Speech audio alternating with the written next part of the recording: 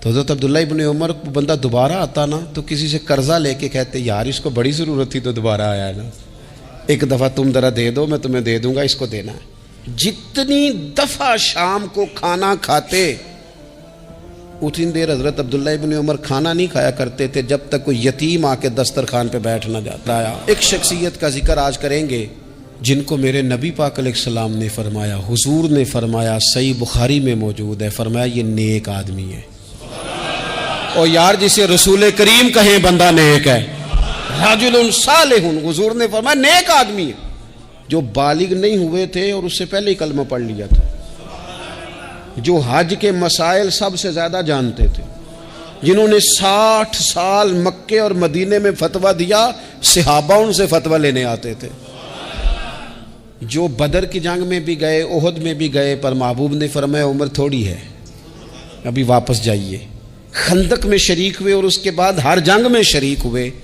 مستدرک میں موجود ہے، حضرت جابر ابن عبداللہ فرمایا کرتے تھے زمانہ بدلا تو کچھ لوگوں میں بھی تبدیلیاں آئیں، میں نے بڑی دنیا بدلتی دیکھی، پر جن لوگوں کو نہیں بدلتے دیکھا نا ان میں یہ شخصیت ہے جو ہمیشہ ہر دور میں ہر عمر میں نبی پاک کے طریقوں پر پوری طرح کاربند رہے، اوڑھنا بچھونا اٹھنا بیٹھنا چلنا ہر وقت حضور کی محبت میں غرق ہو کے کیا۔ کون ہے بھلا؟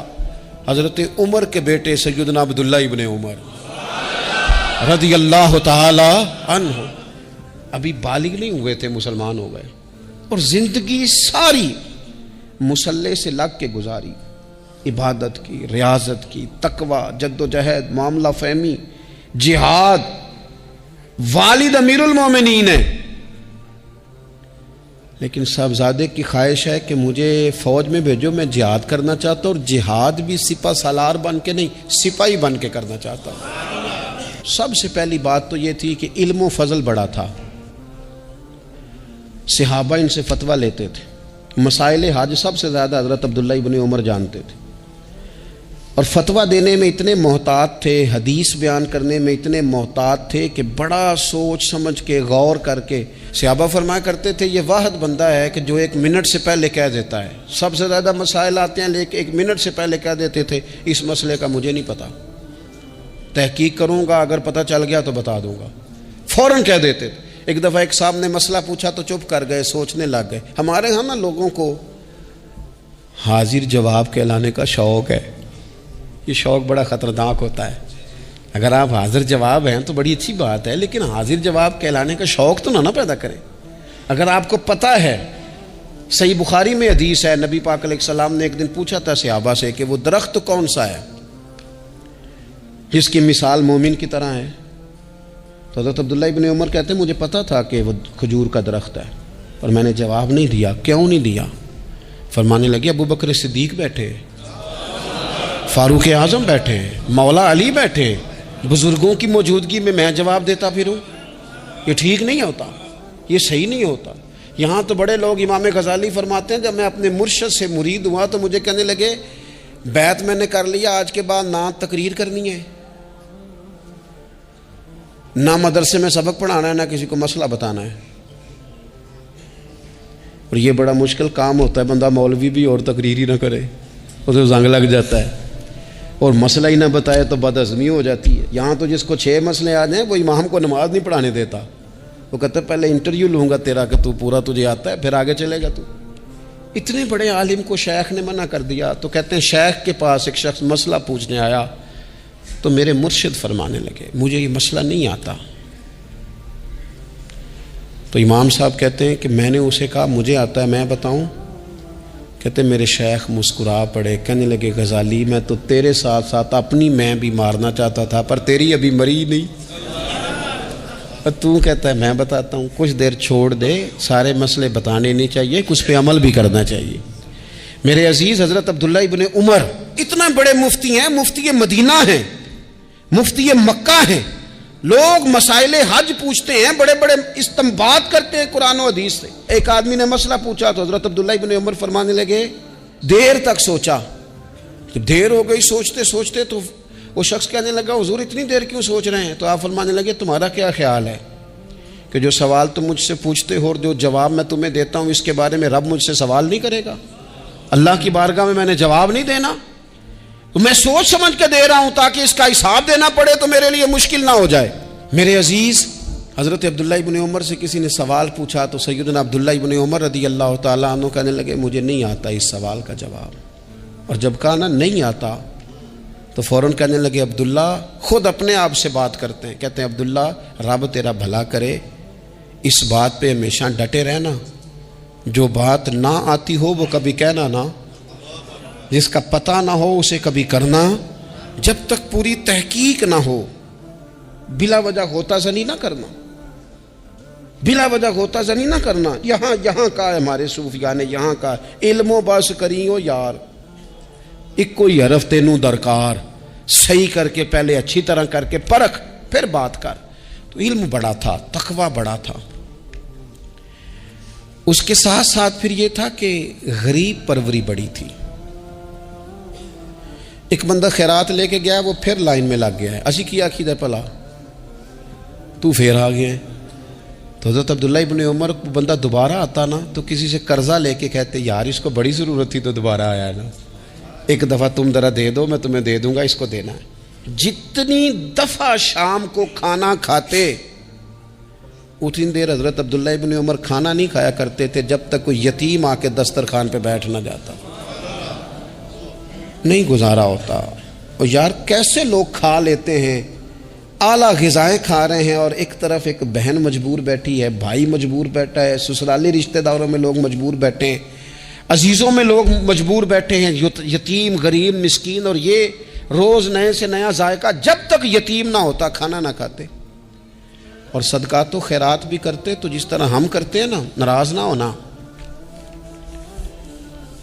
کبھی کبھی نا بعض لوگوں کو بانٹتے دیکھتے ہیں تو تکلیف ہوتی ہے، آپ نے دینا تو ہے تو اگر خوش دلی سے دے دیں، عطا تو کرنا ہے تو اگر چلو صحیح طریقے سے ہو جائے، ہنس کھیل کے ہو جائے، پریشان نہ کیا جائے سائل کو، یہ کتنا اچھا ہے۔ ان صوفیاء کا بھی ہم نے تذکرہ کتابوں میں پڑھا ہے جو کہا کرتے تھے اگر رب نے دروازے پہ کسی کو بھیجا ہے تو اس کا مطلب ہے اللہ راضی ہے، لیکن ہمارا لہجہ اتنا سخت ہوتا ہے۔ حضرت عبداللہ ابن عمر ایک اونٹنی پہ بیٹھے تھے، اونٹنی بڑی پیاری لگی، بڑی خوبصورت تھی، بڑی بہترین تھی، بڑی صاف ستھری تھی، تو 2-3 دفعہ اپنے غلام سے کہا یار بڑی پیاری ہے، بڑی خوبصورت ہے، دیکھو اس کا چلنے کا انداز کتنا نرالا ہے۔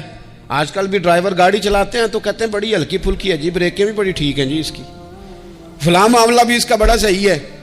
وہ اتنی پسند آئی اونٹنی تو اونٹنی سے اترتے ہی فوراً کہنے لگے اس کو نشان لگا کے قربانی کے جانوروں میں چھوڑ دو، یہ زیادہ پیاری ہے، اسے رب کے رستے میں خیرات کریں گے۔ کیوں؟ ایک باریک نقطہ صوفیاء نے بیان کیا ہے۔ اللہ کے نیک بندے کہتے ہیں کسی جگہ بھی تمہارا دل اللہ رسول کے مقابلے میں الجھنا نہیں چاہیے۔ کوئی ایسی چیز جو رکاوٹ بن رہی ہو، رکاوٹ، وہ کیا کہتے ہیں کچرا آ گیا ہے، اس کچرے کو لوگ ٹھیک نہیں کرتے، کہتے نکال دو تاکہ معاملہ صحیح رہے۔ ایک چھوٹا سا باریک سا ہلکا سا دھاگے کی طرح کا ایک ٹکڑا اگر کسی وقت گوشت کا آپ کے دانت میں الجھ جائے نا، وہ سارا ذائقہ تباہ کر دیتا ہے۔ لوگ مختلف چیزیں لے کے خلال کرتے ہیں دانتوں کا تاکہ وہ نکل جائے، کیونکہ ذرا سی بھی چیز اگر کسی جگہ رکاوٹ بن جائے نا، آپ بڑا بہترین کھانا کھا رہے تھے، زبردست غذا آپ کھا رہے تھے، ایک صرف اس میں نا ہلکا سا دانہ ایسا ہے جو سخت تھا، کچرا آ گیا، روڑا آ گیا، تو وہ سارے کھانے کا ذائقہ تباہ کر دیتا ہے۔ بعض لوگ ایسے ہوتے ہیں کہ ایک بال نکل آئے نا کبھی کھانے میں سے تو کھانا چھوڑ دیتے ہیں، کہتے ہیں یار یہ سارا ذائقہ خراب ہو گیا۔ ہمارے ساتھ یہ ہوا ہے، یہ تو ہے نا دنیاوی معاملات، اسی طرح کا مسئلہ روحانی زندگی میں ہوتا ہے۔ کئی دفعہ نا ہم ماننے کو تیار نہیں ہوتے، لیکن ہمارے اوپر دولت کی محبت پوری طرح سوار ہوتی ہے، وہ سجدے میں ذوق آنے نہیں دیتی۔ شہرت کی محبت پوری طرح سوار ہوتی ہے، وہ درود و سلام کا، ذکر کا، عبادت کا ذائقہ لگنے نہیں دیتی۔ وہ جو کہا تھا نا والذین آمنوا اشد حبا للہ، ایمان والے سب سے بڑھ کر اللہ سے پیار کرتے ہیں، سب سے بڑھ کر رسول اللہ صلی اللہ علیہ وسلم سے محبت کرتے ہیں۔ کیوں کہا گیا تھا؟ اس لیے کہ ان محبتوں کے مقابلے میں ذرا بھی کوئی اور محبت آتی ہے روحانی ذائقہ خراب کر دیتی ہے. ہمارا دل نہیں لگتا, ہم بور ہوتے ہیں, ہم پریشان ہوتے ہیں. مسئلہ یہ ہے کہ جس دل میں صرف رب رسول کو ہونا چاہیے تھا وہاں شہرت آ گئی ہے, شہرت کی محبت آ گئی ہے, دکھاوا آ گیا ہے, مال آ گیا ہے, کئی قسم کے ہم نے بت معاذ اللہ اکٹھے کر لیے, اور پھر وہ ساری کیف مستی آئے. یہ کیسے ہو سکتا ہے؟ حضرت عبداللہ ابن عمر رضی اللہ تعالیٰ عنہ کے پاس ایک گدھا تھا. ہم پنجابی میں تو کہا کرتے تھے کہ بڑا ساؤ جانور ہے, بڑا دھیما ہے, بڑا اچھا ہے, سواری بھی کرتے تھے اس پہ, اس پر بوجھ بھی رکھتے تھے, اور بھی کئی کام, جانوروں کا چارہ بھی اس پہ رکھ کے لایا جاتا تھا. بہت سارے لوگ اس کی تعریف کرتے تھے کہ ظاہر ہے اس وقت یہ جانور ہر گھر کی ضرورت ہوتے تھے. لوگوں نے بڑی تعریف کی کہ جناب یہ گدھا بڑا اچھا ہے, بڑا عمدہ ہے. اب بعض چیزیں ایسی ہوتی ہیں جن سے دل لگ جاتا ہے. کچھ نوجوانوں نے گھروں میں بلی رکھی ہوتی ہے, گھوڑا رکھا ہوتا ہے, جانور رکھے ہوتے ہیں, ان کی پوری توجہ انہماک. ہم دیکھتے تھے دیہاتوں میں کہ بزرگ اگر کہیں چلے جاتے تھے سفر پہ تو وہاں سے بھی پیغام بھیجتے تھے کہ گائے کو چارہ ڈالا کہ نہیں, بھینس کو نکالا کہ نہیں, تم نے باڑے سے دھوپ چھاؤں کا خیال کیا کہ نہیں. وہ چیز ذہن میں آ جاتی تھی. حضرت عبداللہ ابن عمر رضی اللہ تعالیٰ عنہ وہ گدھا چونکہ بڑا پیارا تھا, بڑا اچھا جانور تھا اور بڑے کام کرتا تھا, بہت سارے معاملات گھر کے اور کھیتی باڑی کے اس کے ذمے تھے, تو گھر والے بھی کہتے کہ اس جانور کی وجہ سے بڑی خیر ہے, بڑے کام ہو جاتے ہیں. آپ کا بھی خیال تھا. حضرت عبداللہ ابن عمر ایک دن گھوڑے سے نیچے اترے یا اس گدھے سے نیچے اترے تو خادم کو بلا کے کہنے لگے اسے لے جاؤ اور بیچ کے پیسے اللہ کے رستے میں خیرات کر دو. اب وہ خادم کا بھی اس سے دل لگ گیا تھا, جانور گھر میں ہوتا ہے دلچسپی ہو جاتی. کہنے لگا حضور وہ سارا محلہ تو اس کی تعریف کرتا ہے, سارے خاندان والے تو اس جانور سے دلچسپی رکھتے ہیں اور آپ بیچ رہے ہیں. آپ فرمانے لگے جس طرح سب کا دل اس کی طرف ہے نا کہ اچھا جانور ہے, میرا بھی ہو گیا ہے, لیکن میں اپنے دل کو سوائے رب رسول کے کسی اور طرف ہوتا دیکھ نہیں سکتا. اعظم بلا سے اپنی وہ ہستی ہی کیوں نہ ہو, اعظم بلا سے اپنی وہ ہستی ہی کیوں نہ ہو, جو چیز اس کی راہ میں حائل ہو پھونک دو, جلا دو ایسی ساری چیزیں جو ان کے راستے میں آتی ہیں. فرمایا اس کی طرف توجہ ہونے لگی ہے, لہٰذا میں اسے اب رکھ سکتا. مزاج تھا, طبیعت تھی, طریقہ اس طرح کا تھا کہ وہ. پھر ایک اور بات بڑی خوب تھی, حضرت عبداللہ ابن عمر ان لوگوں کی پذیرائی بڑی کرتے تھے جو خیر کا کام کرتے تھے. دینی کام کوئی بندہ بھی کرے اس کی پذیرائی ہو, اس کی تعریف ہو, خیر کے جملے ہوں تاکہ دینداری پھیلے. حضرت عبداللہ ابن عمر رضی اللہ تعالیٰ عنہ کو نا غلام آزاد کرانے کا بڑا شوق تھا. دیکھیں نا ایک بندہ کسی نے خرید لیا ہے, وہ اس کا پابند ہے, بڑی تکلیف میں ہوتے تھے لوگ. غلام 1000 سے زیادہ غلام آپ نے آزاد کرائے, تو آپ جب غلام خریدتے تھے نا تو نظر کرتے تھے جو غلام ذرا زیادہ نمازیں پڑھتا اسے آزاد کر دیتے. تو غلاموں نے اس طرح کیا, انہیں پتہ چل گیا, انہوں نے بھی نا لمبی لمبی نمازیں شروع کر دی. تو حضرت عبداللہ ابن عمر کو پتہ چلتا, آزاد کر دیتے. ایک دن آپ کے بیٹے کہنے لگے حضور یہ آپ کو دھوکہ دیتے ہیں, لمبی لمبی نمازیں پڑھتے ہیں, آپ آزاد کر دیتے ہیں, بعد میں پتہ نہیں 5 بھی پوری پڑھتے ہیں کہ نہیں پڑھتے. تو حضرت عبداللہ ابن عمر کہنے لگے پتر تیرا کیا خیال ہے, مجھے نہیں پتہ. کہا حضور پتہ ہے. فرمانے لگے یہ مجھے رب کے نام پر دھوکہ دینا چاہتے ہیں, جو رب کے نام پہ دھوکہ دے روز دے, میں روز دھوکہ کھانے کو تیار ہوں. دوسری بات یہ تھی حضرت عبداللہ ابن عمر میں کہ نبی پاک سے محبت کوٹ کوٹ کے بھری ہوئی تھی. حضور کا ذکر آتا تو رو پڑتے, ان جگہوں پہ جا کے ڈھونڈ ڈھونڈ کے بیٹھتے جہاں نبی پاک نے وقت گزارا ہے. ایک درخت کا پتہ چلا کہ یہاں حضور تھوڑی دیر آرام فرما ہوئے تھے, انہوں نے دیکھا تھا یا انہیں معلومات ہوئی, تو ہمیشہ اس درخت کو پانی دیتے, اس کا خیال کرتے, کہتے یہ درخت ہمیشہ تر و تازہ رہے, یہاں میرے نبی پاک نے تھوڑا وقت گزارا ہے. وہ مکہ مکرمہ میں بھی جاتے تو وہ جگہ ڈھونڈ ڈھونڈ کے جہاں حضور نے نماز پڑھی تھی نماز پڑھتے. مسجد نبوی میں آتے تو جس ممبر پر حضور بیٹھ کے خطبہ دیتے تو اس پہ ہاتھ پھیر کے چہرے پہ ملتے. حضور کی قبر انور پر حاضری دیتے, السلام علیکہ یا رسول اللہ کہہ کے اس بارگاہ عالی مرتبت میں حاضری دیتے. حضرت صدیق اکبر کو سلام کرتے, حضرت عمر کو سلام کرتے. پیر سن ہو گئے ایک دفعہ چلتے چلتے, تو کسی نے کہا جس سے سب سے زیادہ پیار ہے نا اسے پکارو, پیر ٹھیک ہو جائے گا. تو فوراً کہنے لگے یا محمد صلی اللہ علیہ. اور یہ امام بخاری نے لکھا ہے الادب المفرد میں، خود امام بخاری لکھتے ہیں کہ حضرت عبداللہ ابن عمر نے یا محمد کہا اور ان کا پیر سویا ہوا ٹھیک ہو گیا. یہ لوگ بڑی محبت کرنے والے. آپ فرمایا کرتے تھے شاید زندگی میں لوگوں نے کسی سے اتنا پیار کیا ہو جتنا نبی پاک علیہ السلام کے غلاموں نے مجھ سے کیا ہے. ہر وقت لوگ ان کے گرد رہتے، لوگ محبت کرتے. حجاج بن یوسف جب حکمران بنا نا تو بڑا ظالم تھا. اس کو یہ بات اچھی نہیں لگتی تھی کہ ہر وقت لوگ حضرت عبداللہ ابن عمر کے پیچھے گھومیں. بادشاہوں کا خیال ہوتا ہے نا بادشاہ ہم میں تو پروٹوکول کوئی اور لے کے جا رہا ہے. اس نے ایک دفعہ جمعہ پڑھاتے پڑھاتے معاذ اللہ حضرت عبداللہ بن زبیر رضی اللہ تعالیٰ عنہ کے خلاف کوئی بات کی تو حضرت عبداللہ ابن عمر اگرچہ بڑے صلح جو تھے، صلح پسند تھے، لیکن اگر حق کی بات ہوتی اور اس طرح سے ہوتی کہ کوئی بڑی غلط بات کرتا تو پھر ٹوکنے میں بھی بڑی جرت کا مظاہرہ کرتے. ایک دفعہ اہل کوفہ نے آپ سے مسئلہ پوچھا نا، چونکہ آپ مفتی تھے، لوگ مسئلے پوچھتے تھے. انہوں نے پوچھا حضرت عبداللہ ابن عمر سے کہ مکھی اور مچھر کا خون لگ جائے تو اس کا کیا مسئلہ ہے، کپڑے ناپاک تو نہیں ہوتے؟ تو سوال کا جواب دینا چاہیے تھا نا، ہوتے ہیں کہ نہیں ہوتے. تو فرمانے لگے حسین ابن علی کا خون بہا کے اب مکھیوں کے خون کے مسئلے پوچھنے شروع کر دیے. اب تمہیں یہ والا خون نظر آنے لگا ہے؟ حضور کی اولاد پاک کو شہید کر کے اب ان مسئلوں میں آئے ہو؟ میں خیال نہیں آتا تمہارے دلوں میں گھٹن ہے حضور کی اولاد کے لیے اور دین کے مسئلے پوچھتے ہو. جاؤ پہلے کشادگی پیدا کرو، تیری نسل پاک میں ہے بچہ بچہ نور کا، تو ہے عین نور تیرا سب گھرانہ نور کا. پہلے کشادگی لاؤ حضور کی اولاد پاک کے لیے، پھر مسائل پوچھنا. حجاج بن یوسف نے کوئی بات کر دی، آپ نے ٹوک دیا، آپ نے ٹوک دیا. تو پھر حجاج نے سازش کی. اوہو، اللہ والوں کے خلاف جو سازشیں ہوتی ہیں بڑی گہری ہوتی ہیں، بڑی سخت ہوتی ہیں، بڑے جال بنے جاتے ہیں، بڑا حسد کیا جاتا ہے، بڑی تکلیف دی جاتی ہے. اللہ قرآن میں کہتے ہیں محبوب یہ لوگ تجھ سے حسد کرتے ہیں، حسدا من عند انفسہم، ان کے دلوں میں تیرے لیے حسد ہے. حسد کرتے ہیں لوگ، دور تک نکل جاتے ہیں حاسدین. حجاج نے کیا کیا؟ اس نے ایک شخص سے کہا کہ زہر والا خنجر تیار کرو جو زہر میں بجھا ہوا ہو. اور چونکہ حج کے موقع پہ بڑا رش ہوتا ہے لہذا حج کے موقع پہ لے جانا. حضرت عبداللہ ابن عمر جب تمہارے پاس سے گزریں، بادشاہ میں ہوں، لوگ ان کے پیچھے ہیں، جب وہ تمہارے پاس سے گزریں تو ان کے پیر میں چبو دینا.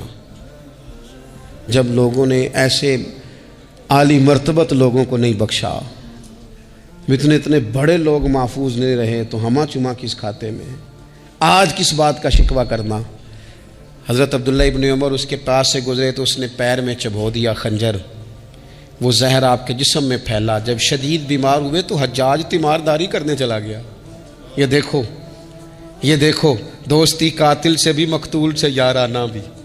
خود چلا گیا اور جا کے کہنے لگا جی اگر مجھے پتہ چل جائے نا کہ آپ کو کس نے یہ زخم دیا ہے تو میں سخت انتقام لوں گا. تو حضرت عبداللہ ابن عمر نے بھی بڑا منطقی جواب دیا. فرمانے لگے مجھے اسی نے زخم دیا ہے جس نے حج کے موقع پر کسی کو خنجر لانے کا مشورہ دیا تھا، اسی نے مجھے زخم دیا ہے. گویا فرمانے لگے ظالم تو خود ہی یہ کام کرتا ہے اور خود ہی تو تیمارداریاں کرتا ہے. حضرت عبداللہ ابن عمر شہید ہو گئے. مکہ مکرمہ میں آپ کا مزار بنا دیا گیا. تقریباً 1500 کے لگ بھگ 1600 کے لگ بھگ آپ سے احادیث مروی ہیں. زندگی حسین گزاری، حضور کی خوشبوئیں ہر وقت آتی رہیں. حضرت عائشہ صدیقہ، حضرت حذیفہ، حضرت جابر بن عبداللہ، یہ تینوں جلیل القدر لوگ کہا کرتے تھے حضور کے بعد زمانے کی تبدیلی سے بڑے لوگ تبدیل ہوئے، لیکن جو لوگ حضور کے طریقوں پر پوری طرح قائم رہے ان میں بڑا نام حضرت عبداللہ ابن عمر کا ہے. بڑا نام. رات بھر عبادت کرتے اور دن کو ظہر سے عصر تک اللہ کی یاد میں مصروف رہتے. 3 باتیں اپنی زندگی میں سمجھے. ایک تو جس بات کا پتہ نہیں ہے اس کو کبھی ڈسکس نہ کریں، یہ ہمیں حضرت عبداللہ ابن عمر کی زندگی نے بتایا. اور دوسری بات یہ ہے کہ کوشش کریں، سخاوت کرنی ہے اللہ کی رضا کے لیے تو اس میں اللہ کی رضا ہی پیش نظر ہو. اور تیسری بات یہ جتنا ہو سکے اپنے آپ کو حضور کے دروازے کے قریب کریں، نبی پاک کے رستوں کا مسافر بنے. جس طرح بھی حالات بڑے بڑے بدلتے ہیں لیکن اپنی جو اصل ہے نا اس اصل پر ہمیشہ قائم رہیں.